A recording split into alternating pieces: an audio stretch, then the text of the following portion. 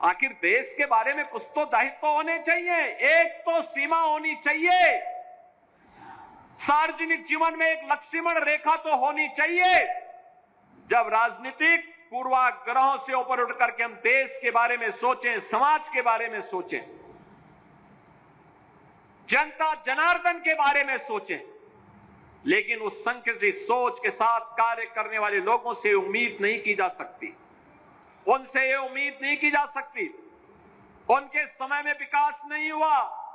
बहनों और भाइयों, अगर देवरिया की चीनी मिल का मामला सुप्रीम कोर्ट में नहीं होता तो शुगर कॉम्प्लेक्स का पैसा अब तक हम लोग यहां पे उपलब्ध करा दिए होते। हमने पैसा सुरक्षित करके रखा हुआ है, लेकिन सुप्रीम कोर्ट में, माननीय उच्चतम न्यायालय में मामला लगा होने के नाते इस मामले में हमारे हाथ बंधे हुए हैं, लेकिन पैरवी हमारे स्तर पर लगातार जारी है।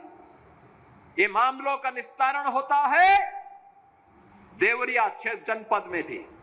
यह कार्यक्रम आगे बढ़ना चाहिए, यहां के किसानों की आमदनी बढ़नी चाहिए।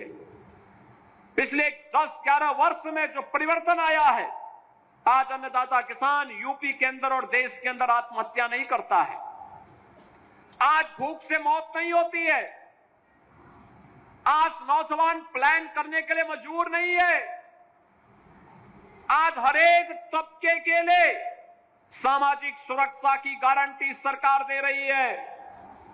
सरकार उसके साथ में, युवा के साथ में है, महिलाओं के साथ में है, बेटी और व्यापारी की सुरक्षा के लिए प्रतिबद्ध है, और हर दंगाई, हर माफिया को उसी की भाषा में जवाब देकर के उसके सीने पर चढ़ करके जवाब देने के लिए तत्पर भी सरकार है। और इसीलिए बहनों और भाइयों, हमें अब विकास के बारे में सोचना है। याद करिए, इसी देवरिया और कुशीनगर जनपद में भूख से मर रहे मुसहर और अन्य तमाम गरीब तबके के लोगों के बीच में हमें 2017 के पहले देखने को मिलता था, वहां जाना पड़ता था, क्योंकि उनका राशन तत्कालीन सत्ताधारी दल के लोग खा जाते थे। उस समय उनका राशन वे खा जाते थे। आज किसी गरीब के राशन पर कोई डकैती नहीं डाल सकता, और अगर डकैती डालेगा तो उसे भी मालूम है कि डकैती की कीमत क्या चुकानी पड़ेगी। बाप दादों ने भी जो कमाया होगा वह भी सरकार अपने कब्जे में लेकर के गरीबों में वितरित करने का काम कर देगी।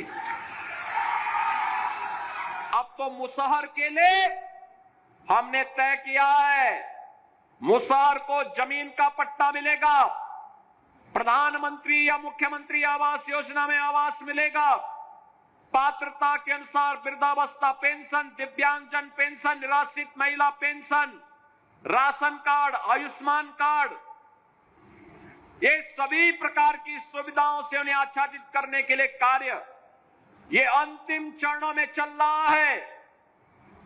और जहां हमने देवरिया, कुशीनगर, महाराजगंज में मुसहर को लिया, महाराजगंज, सिद्धार्थनगर, बलरामपुर, श्रावस्ती, बहराइच, लखीमपुर खीरी, पीलीभीत में थारू जनजाति को,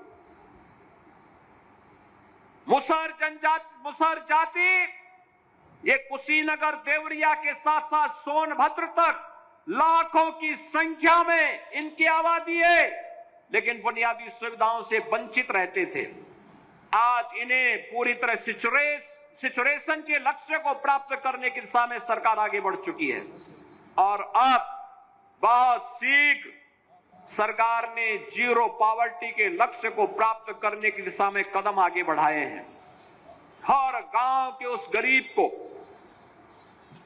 दलित को, वंचित को, अति पिछड़ी जाति के उस हरेक व्यक्ति को, हर गरीब को जिसे अब तक कोई सुविधा नहीं मिली है, उन सभी लोगों को सरकार की सभी प्रकार की सुविधाओं से जोड़ने के लिए, जिसके पास मकान नहीं होगा मकान हम देंगे, जिसको पेंशन की सुविधा नहीं मिलती है पेंशन की सुविधा से जोड़ेंगे, जिसके पास राशन कार्ड नहीं राशन कार्ड देंगे, जिसके पास आयुष्मान का कार्ड नहीं है उसको आयुष्मान का कार्ड भी देंगे, और जिसके पास रोजगार नहीं है उसके लिए रोजगार उपलब्ध करवाने का काम भी सरकार उपलब्ध करवाएगी। और इस बड़े अभियान को पहले चरण में 15 लाख परिवार चिन्हित किए गए हैं।